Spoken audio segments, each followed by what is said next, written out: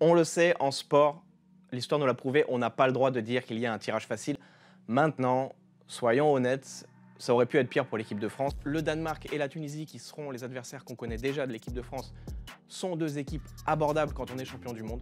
Maintenant, il y a une stat que je vais vous donner et qui doit inciter à la prudence. Depuis 4 Coupes du Monde, le vainqueur sortant, comme nous sommes, n'a pas passé les poules. L'Italie en 2010, l'Espagne en 2014 et l'Allemagne en 2018. Le Danemark, c'est sans doute l'équipe la plus solide de la poule derrière la France.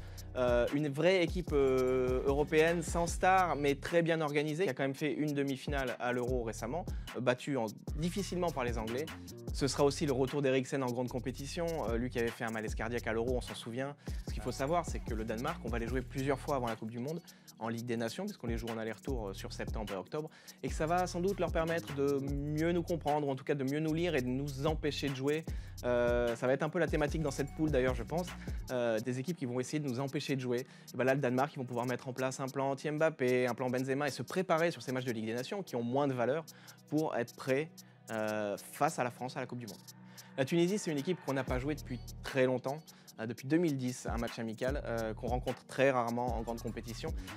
C'est une équipe, pareil, qui va sans doute être très compliquée à jouer pour l'équipe de France parce que c'est une équipe qui est dure à jouer, qui défend très bien, qui encaisse très peu de buts. Là, ils se sont qualifiés en barrage face au Mali en n'en encaissant aucun. Ils ont tenu 1-0 sur l'ensemble des deux matchs. Il faudra attendre le mois de juin pour connaître le dernier adversaire des Bleus. Une bonne équipe sud-américaine, assez difficile à jouer, pour reprendre la thématique du Danemark et de la Tunisie, avec des vrais joueurs de ballon. On avait galéré en 2018, on avait gagné 15-0 sur un but d'Mbappé. C'est sans doute la meilleure équipe des trois, celle qui fait que la poule devient facile ou moyenne. L'Australie et les Émirats Arabes Unis, c'est un peu les deux inconnus.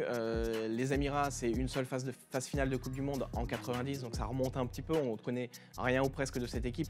L'Australie, elle est bien loin de ce qu'elle était il y a quelques années, à l'époque des Tim Cahill et d'autres joueurs. Notamment, on se souvient en 2006 qu'ils avaient fait une très belle Coupe du Monde où ils avaient perdu contre l'Italie. Néanmoins, prudence quand même, parce que l'Australie, c'était en 2018 notre premier adversaire à la Coupe du Monde et on avait galéré pour gagner 2-1. D'ailleurs, petit clin d'œil quand même, Australie, Danemark, Pérou, donc 3 de nos potentiels adversaires, c'était notre poule en 2018. Et si on s'en souvient, ça s'était pas mal terminé.